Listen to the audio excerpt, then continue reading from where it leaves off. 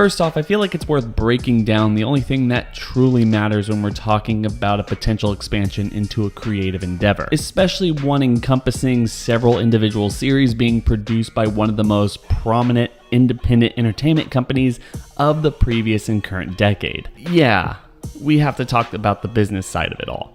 AMC has had a rough year.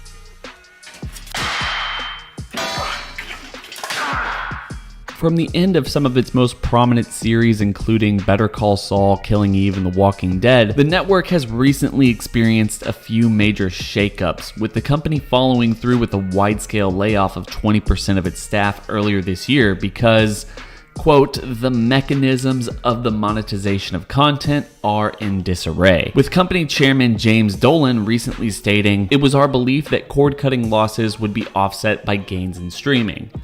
That has not been the case. These layoffs were further punctuated with the departure of company CEO Christina Spade, stepping down after only 3 months on the job, and the high-profile cancellation of previously renewed series like Moonhaven, as well as many others.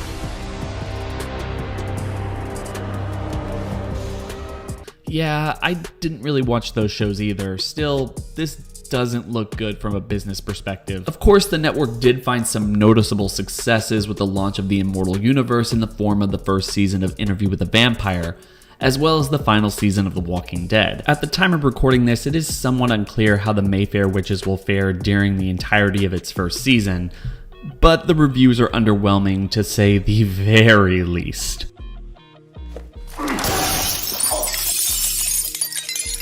Additionally, one could argue that these shakeups have already started to affect the world of The Walking Dead, with AMC deciding to end Fear the Walking Dead in its 8th season while pushing Dead City and the Daryl Dixon Show further into the year. Also, all of this maneuvering led to the Rick and Michonne Show being pushed from its original 2023 slot into sometime early 2024.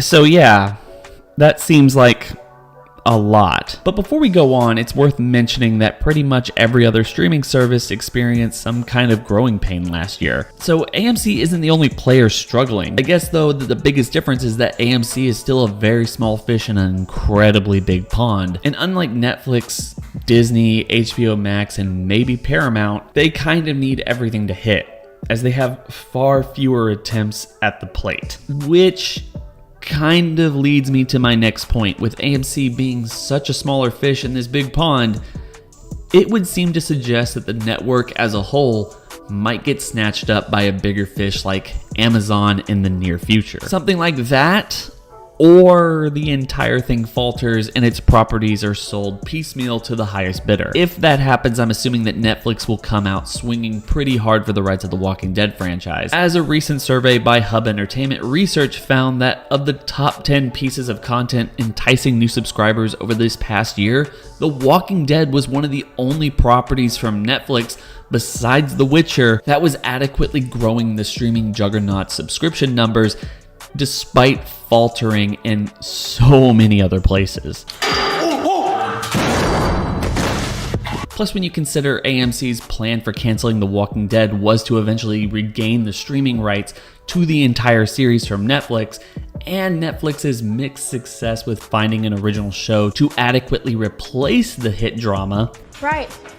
I mostly just read Zootopia forums, so I can imagine that acquiring the rights to the entire series would be a relatively lucrative business decision for Netflix if they are given that chance. You know what? Hell, one of the things I think would be really cool is if Netflix were to acquire the Walking Dead universe sometime in 2023 or early 2024, so they could potentially roll out all the upcoming spin-offs as Netflix originals, kind of like how they did with You back in 2018.